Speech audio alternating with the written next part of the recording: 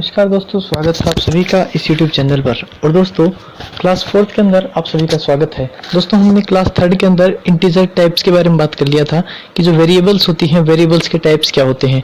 मैंने आपको बताया था इंटीजर, फ्लोट और चार के बारे में।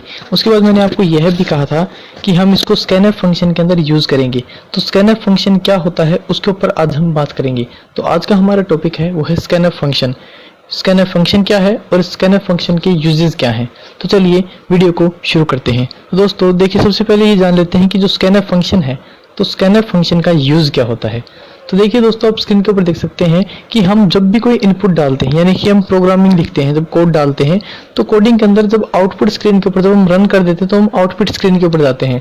तो आउटपुट स्क्रीन के ऊपर जाने के बाद हमें आउटपुट स्क्रीन के ऊपर अगर कोई वैल्यू स्टोर करानी है तो उसके लिए हम स्कैनफ फंक्शन का यूज करते हैं।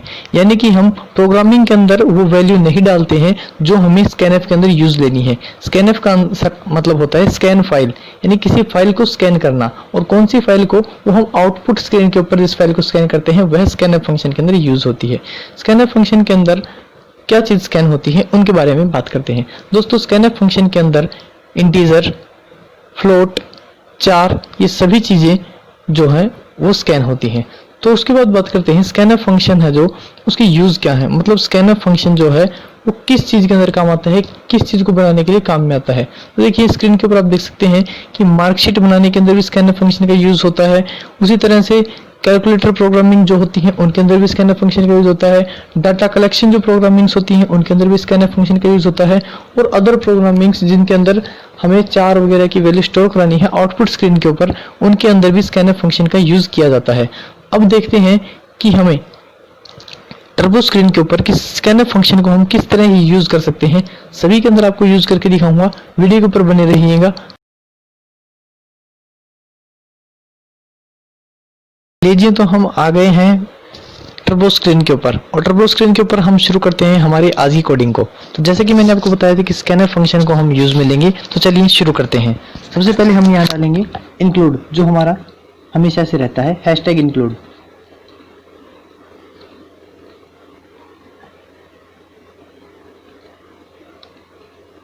उसके बाद stdio.h हमारा जो हेडर फाइल है इसके लिए आएगा। और उसके बाद हम वापस डालेंगे हैशटैग इंक्लूड।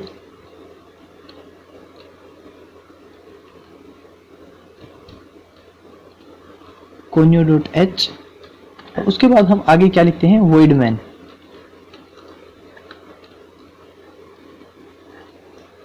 void main को लिखने के बाद हम करले ब्रैकेट लगाते हैं, यानी कि जो मिजिला ब्रैकेट है वो हम लगाते हैं। उसके बाद हम क्या लिखते हैं, क्लियर स्क्रीन।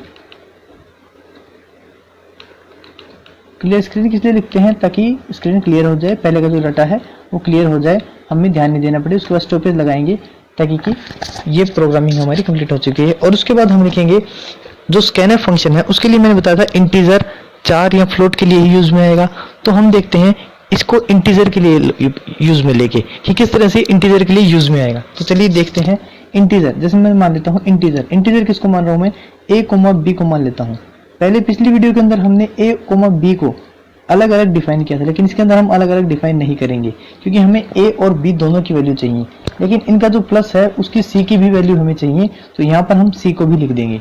तो उसके बाद आगे हम देखते हैं कि किस तरह से हम इसको स्कैनफ करवा सकते हैं। तो इसको स्कैन करवाने के लिए हमें सबसे पहले क्या करना होगा, यह लिखना है स्कैनफ। स्कैनफ क्या कराना है हमें, स्कैनफ कराना है हमें। यहाँ पर दो चीजें हमेशा ध्यान रखिएगा, इन ब्रैकेट्स के अंदर आपको हमेशा लिखना है %d। %d क्यों, इंटीजर के अंदर हमेशा %d आता है, फ्लोट के अंदर %f आता है। तो यहाँ पर a, b और c तीनों क्या है, इंटीजर हैं, तो यहाँ पर इसलिए %d आएगा। उसके बाद यहाँ कोमा लगा के अब हमेशा ध्यान रखना कि जो स्कैनफ जो होता है, स्कैनफ के अंदर हमेशा ही एंड का यूज करते हैं। यानी कि एंड, ये आप सिंबल देख सकते हैं, ये जो सिंबल्स हैं ये एंड के सिंबल्स होते हैं। तो इस सिंबल को हम लगाएंगे। इस सिंबल का मतलब होता है कि हम किसी चीज को स्कैन करवा रहे हैं। तो इसमें स्कैन किसको करवा रहे हैं, सबसे पहले हमें स्कैनफ फंक्शन के अंदर a को स्कैन कराना पड़ेगा, क्योंकि हमारी फर्स्ट इंटीजर a है। तो इसलिए यहाँ पर स्कैनफ के अंदर a लिख देंगे। यहाँ ये a हमने लिख दिया और उसके बाद हम इसे स्टॉप कर देंगे और उसके बाद यहाँ पर स्टॉपेज लगा देंगे, यानी कि हमारी स्कैनफ की एक जो वैल्यू है वो कंप्लीट हो चुकी है। उसके बाद हम करेंगे b के लिए से स्कैन, क्योंकि हमें b की वैल्यू भी चाहिए, यानी कि हम देंगे और बाद में हमें c का टोटल चाहिए। तो देखते हैं स्कैनफ इसके अंदर भी लिख दिया और इसके अंदर भी ठीक उसी तरह से हमने %d भी लिख दिया और कॉमा लगा के एंड लगा के और यहाँ पर b भी लिख दिया। इसको क्लोज करो और स्टॉपेज लगाने के बाद अब देखिए उसके बाद हमारी जो लास्ट प्रोसेस थी, हमें c की वैल्यू चाहिए होती थी कि c का जो टोटल है वो क्या होगा। तो c के टोटल के लिए हम क्या करेंगे, c इज इक्वल टू जो हम हमेशा से करते आए हैं, c is equal to a plus b। ये हम जानते हैं कि हमें c की वैल्यू चाहिए a प्लस b के लिए। हमें a और b दोनों की वैल्यू नहीं पता है। अब हम a और b दोनों की वैल्यू कैसे लेंगे।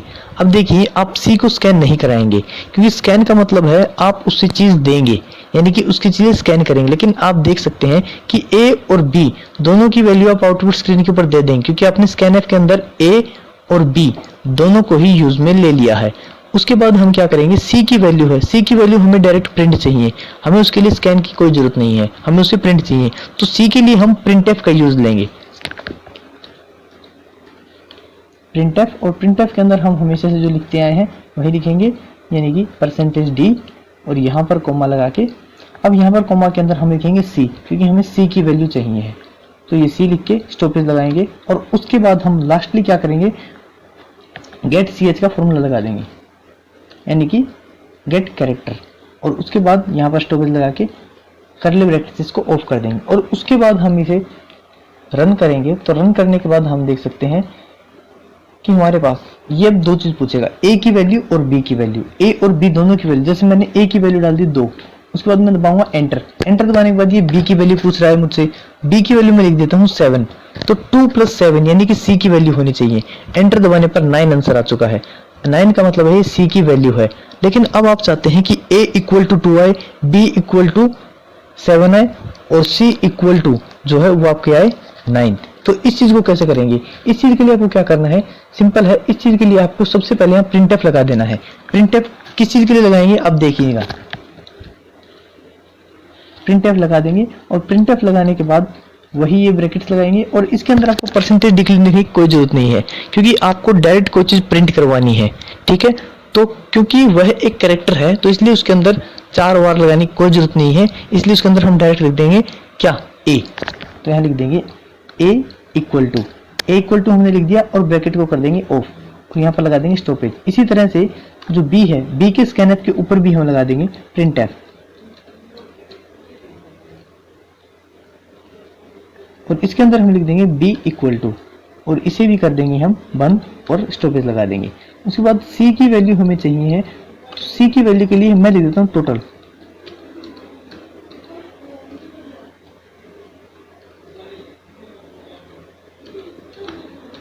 मैंने लिख दिया है। उसके बाद इक्वल टू लगा दिया है और उसके बाद मैंने इसको भी कर दिया है ऑफ। तो देखिए दोस्तों, अब इसके बाद क्या होगा, a, b और c आपको अलग अलग दिखाई देंगे। इनको किस तरह से देखेंगे, वापस से Ctrl+R दबाइए और इसको आप कर दीजिए रन, और रन करने के बाद a क्या करना है आपको, a आप कोई भी वैल्यू लिख दीजिए, जैसे मैं लिख दी 5। उसके बाद आपको लिखना है b मैं लिख दिया 7, तो आपको टोटल a और b = 12 आ गया है। तो ये इसका आंसर हो जाएगा, यानी कि a की वैल्यू आपने लिख दी और b की वैल्यू लिख दी, तो c की वैल्यू आपको अपने आप देता जाएगा। एक बार फिर से मैं आपको दिखाता हूँ, Ctrl+R दबा के a की वैल्यू जैसे मैं लिख देता हूँ 4 और b की वैल्यू मैं लिख देता हूँ 9, 4 + 9 13, तो इसका टोटल जो है वो भी 13 ही आपके सामने स्क्रीन के ऊपर आ जाता है।